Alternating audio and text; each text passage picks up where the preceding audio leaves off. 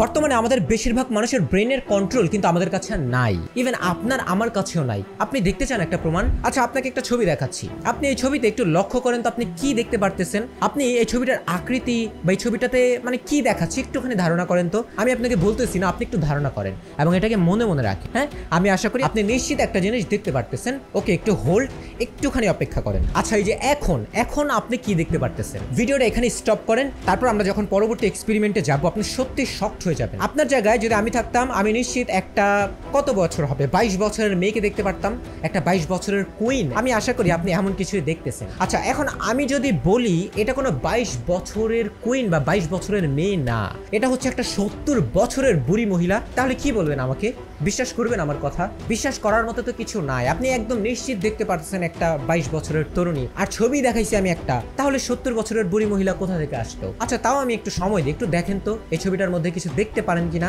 কোনো 70 বছরের বুড়ি মহিলাকে আপনি দেখতে পারেন কিনা। ভিডিওটা পজ করেন এবং একটু দেখেন যে এই ছবিটার মধ্যে আর কি দেখতে পারতেছেন আপনি। এই যে এই এক্সপেরিমেন্টটা যে আমি করতেছি না এখন, এই এক্সপেরিমেন্টে কিন্তু একটা রিয়েল লাইফে অসংখ্য মানুষের সাথে করা হয় এবং বেশিরভাগ মানুষই প্রথম দেখায় বলছিল যে এখানে হচ্ছে একটা 22 বছরের মেয়েকে দেখা যাইতেছে, কিন্তু পরবর্তীতে দেখা যায় যে এটা একটা 70 বছরের বুড়ি মহিলা। আমার এমন কথা শুনে এখন আমাকে নিশ্চিত আপনি পাগল ভাবতে পারেন যে এখানে ক্লিয়ার দেখা যাইতেছে 22 বছরের একটা তরুণী, আপনি কিভাবে 70 বছরের একটা বুড়ি মহিলাকে দেখেন? আচ্ছা ঠিক আছে, আপনি এখন এই ছবিটা দেখেন। এই ছবিতে আপনি কি দেখতে পারতেছেন? এটাও একটা স্ট্রেচ ছবি। এই ছবিতে আপনি কি দেখতে পারতেছেন? অনেকটা একটা বয়স্ক মহিলার মতো লাগতেছে, তাই না? একটু পজ করেন তো, একটু পজ করে দেখেন, একটু সুন্দর করে দেখেন ছবিটা। আচ্ছা, এই যে এখন আপনি কি দেখতে পারতেছেন এই ছবিতে? আপনাকে কিন্তু এখন আগের ছবিটাই দেখানো হয়েছিল, আপনি যেটাকে দেখে প্রথমে 22 বছরের মেয়ে বলছিলেন। এখন আপনি কি দেখতে পারতেছেন এই ছবিতে?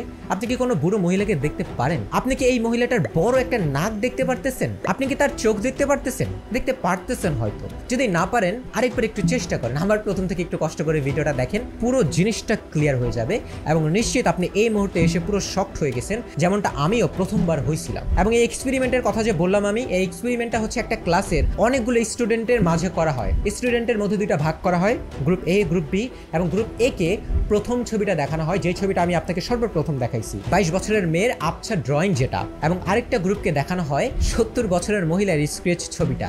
এবং যখন তাদেরকে ছবিটা দেখানো হয় তারপর তাদের কাছ থেকে কার্ডগুলো নিয়ে নেওয়া হয় এবং কার্ডগুলো নিয়ে নেওয়ার পরে প্রজেক্টরে এই ছবিটা ছাড়া হয় এবং তাদেরকে বলা হয় যে আপনারা কারা কারা কি দেখতেছেন এই ছবিতে। যেই গ্রুপকে প্রথমে ইয়াং মেয়ের ছবিটা দেখানো হয়েছিল সেই গ্রুপে সবাই বলতেছিল যে এই ছবির মধ্যে 22 বছরের একটা তরুণী। আপনি নেকলেস দেখতে পারতেছেন না, এই যে নেকলেস দেখা যায় যে 22 বছরের তরুণী, এটা আবার মানে সন্দেহের কি আছে? কিন্তু অপরপক্ষে যেই গ্রুপগুলোকে একটা বৃদ্ধা মহিলার ছবি দেখানো হয়েছিল সেই স্টুডেন্টগুলো বলতেছে এটা 100% শিওর একটা বৃদ্ধা মহিলা, 70 বছরের একটা বৃদ্ধা মহিলা।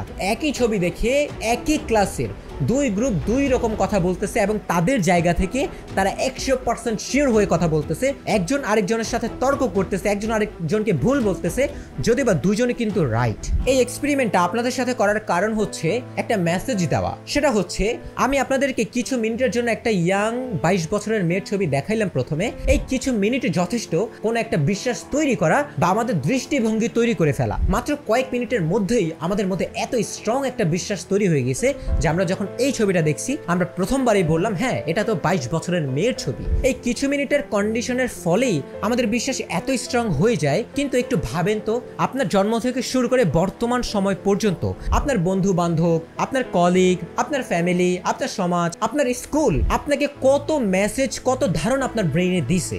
এখন সেই ধারণার বিপরীতে যদি আপনি কোনো একটা কিছু দেখেন, আপনি কি সেটাকে বিশ্বাস করবেন? আপনি কি সেটাকে সত্য বলে বা সত্যি এটা ভ্যালিড, এটা কি বিশ্বাস হবে আপনাদের? শুধুমাত্র আপনার ক্ষেত্রে না, আমার ক্ষেত্রে কিন্তু সেম। অর্থাৎ এত বছরের বিশ্বাস, ধারণা, আইডিয়া এবং আমাদের ব্রেইনে মানুষের প্রভাব, এই জিনিসগুলোর কারণে কিন্তু আমাদের একটা ব্যক্তিত্ব তৈরি হয়ে গেছে, যেটা কিনা আমরা তৈরি করে নেই, কিন্তু সেটা করছে কিন্তু এই মানুষগুলোই এত বছরে আমাদের দৃষ্টিভঙ্গি, আমাদের বিশ্বাস ইনফ্লুয়েন্স করছে এবং সেটাকে আমরা বিশ্বাস করি এবং এটাও ভাবি যে এইটার বাইরে আর কোনো কিছু সত্য হইতে পারে না। আমি যা জানি সেটাই সত্যি। আপনাদেরকে আরেকটা স্টোরি বলি। একটা জায়গা, অনেকগুলো মানুষ, একটা ঠান্ডা জায়গা, একদম নিস্তব্ধ জায়গা, অনেক অনেকগুলো মানুষ একদম বসে বসে রিল্যাক্স করতেছিল, কেউ হয়তো পেপার পড়তেছে, কেউ বই পড়তেছে, কেউ চোখ বন্ধ করে গান শুনতেছে একটা লেকের পাশে। যিনি এই ঘটনাটা বলতেছিলেন সেও হচ্ছে সেই জায়গায় বসে বসে রিল্যাক্স করতেছেন, খুবই পিসফুল একটা জায়গা।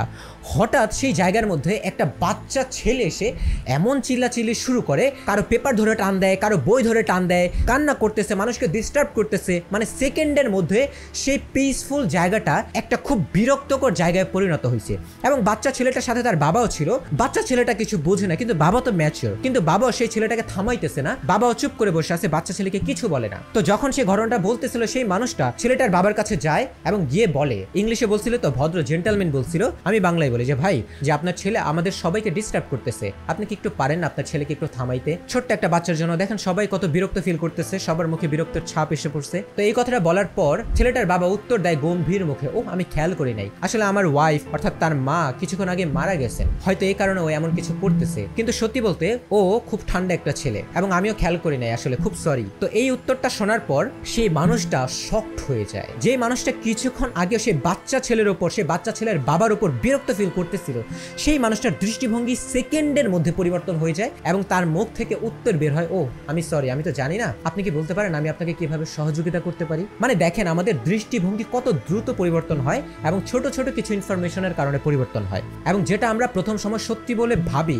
সেটার ভেতরে লুকিয়ে থাকে অন্য আরেকটা সত্য। এর মানে আমাদের যত বিশ্বাস আছে, যত ধারণা আছে, সেগুলো যে 100% সত্য এটার গ্যারান্টি কিন্তু আমরা কেউ দিতে পারি না। আমরা যা জানি তাকেই সত্য বলি, তার বাইরে কোনো কিছু নাই। আমাদের মধ্যে যদি এরকম ধারণা থাকে, এই ধারণার কারণে কিন্তু আমাদের লাইফে অনেক বড় বড় কিছু সমস্যা আসে। যেমন এক্সাম্পল, আমরা ভাবি যে আমি পড়ালেখাই করি না ঠিক মতো, আমি পড়ালেখাই পারি না ঠিক মতো, আমি লাইফেই বা কি বড় কিছু করব। কিন্তু আপনি যেন অবাক হবেন, বেশিরভাগ বড় বড় মানুষ যারা কিনা শিক্ষিত, তারা বেশিরভাগই কিন্তু স্বশিক্ষিত। মানে একাডেমিক এডুকেশন দিয়ে তারা বড় হয় নাই, বরং তাদের ইচ্ছা, শিক্ষার প্রতি ইচ্ছা, এই ইচ্ছা দিয়েই তারা শিখছে এবং সেই শিক্ষা দিয়ে তারা বড় হয়েছে। আমরা আবার ভাবি যে ঝগড়া করা মানেই একটা খারাপ মানুষ, খুব বদ একটা মানুষ, কিন্তু কেন করতেছে সে ঝগড়া, সেই জিনিসটাকে আমরা কোশ্চেন করি না। হয়তো সে একটা ভ্যালিড কারণে ঝগড়া করতেছে। আবার আমরা ভাবি যে খারাপের ঘরে খারাপই হয়, সে খারাপ তার মানে তার মা বাবাও খারাপ, অথবা তার মা বাবা খারাপ তার মানে সেও খারাপ। এটাও কিন্তু আমাদের একটা ভুল ধারণা। আবার কোন একজন মানুষ যদি বেশি টাকা আয় করে, আমরা ভাবি নিশ্চিত এই যেহেতু বেশি টাকা আয় করতেছে, হয়তো সে অবৈধ কোনো কাজ করতেছে।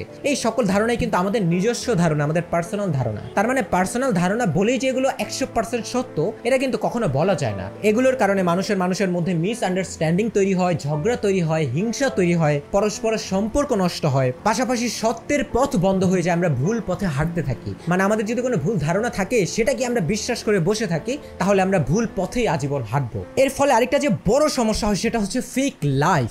মানে মানুষের সামনে আমাদের এক ধারণা বা এক কথার সুর থাকে, কিন্তু ভেতরে ভেতরে আমাদের আরেক ধারণা থাকে।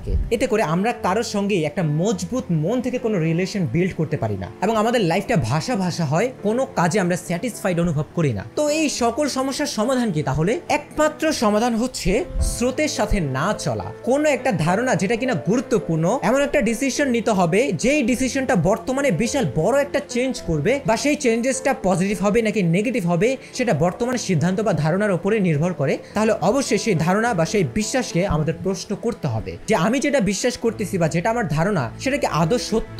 আমি যদি নিউট্রাল দৃষ্টিভঙ্গি থেকে চিন্তা করি, সত্যিই কি এটা সত্য? এবং সিমিলার একটা সমাধান হচ্ছে কোনো একটা গুরুত্বপূর্ণ কাজ করার সময় দ্রুত কাজটা করবেন না। দ্রুত যখন আমরা কোনো কাজ করি, আমরা কিন্তু ভাবার সময় পাই না সেটা রাইট নাকি রং ডিসিশন, সেটা বোঝার অ্যাবিলিটি আমাদের মধ্যে তখন থাকে না। এটাই হচ্ছে একমাত্র গুরুত্বপূর্ণ একটা সমাধান। অন্যথায় আমরা যদি সবকিছু অটোমেটিক রুলসের উপর ছেড়ে দেই, স্রোতের সাথে চলতে থাকি, তাহলে স্রোত যদি ধ্বংসের পথে যায়, আমরাও কিন্তু ধ্বংসের পথেই যাব। আমাদের লাইফের উপর আমাদের কোনো কন্ট্রোল থাকবে না তখন। তো সর্বশেষে একটাই মেসেজ বা একটাই রিকোয়েস্ট আমি করতে চাই, নিজের লাইফের পুরো কন্ট্রোল নিজের কাছে রাখেন। নিজের দোষে যদি কোনো খারাপ কিছু হয় তাও ভালো, সেই রেসপন্সিবিলিটি বা দায়টা নিজের নেন, কিন্তু অন্যের পথে, অন্যের বুদ্ধিতে কখনো ভুল পথে যায়েন না। তো দেখা হবে পরবর্তী ভিডিওতে। সুস্থ থাকবেন আপনি। আল্লাহ হাফিজ।